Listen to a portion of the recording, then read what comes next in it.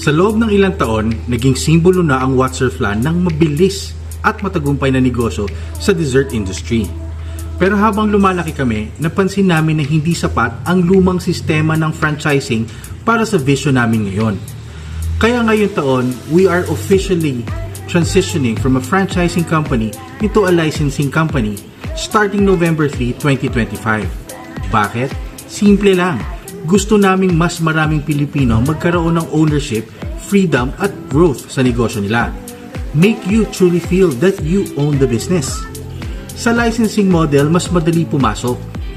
Mas magaan ang requirements at mas mabilis mag-umpisa. Hindi mo na kailangan dumaan sa mahabang proseso dahil ang focus namin dito ay partnership, hindi control.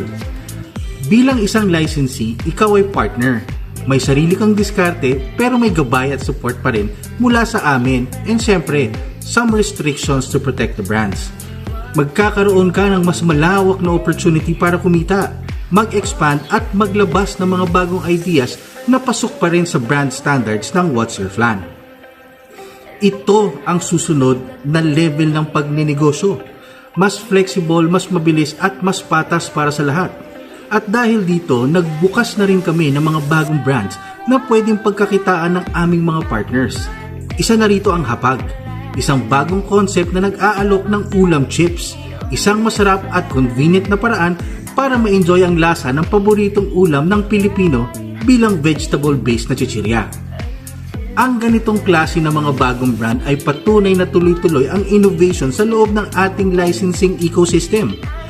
Ang What's Your Flan licensing system ay hindi lang negosyo, kung hindi opportunity platform para sa mga seryosong gusto mag-grow, mag-scale at magtagumpay. Ngayon, ikaw na ang tatanungin ko. Handa ka na ba maging bahagi ng bagong direksyon ng What's Your Flan? If you are, mag-message ka na because this is your opportunity. Bye!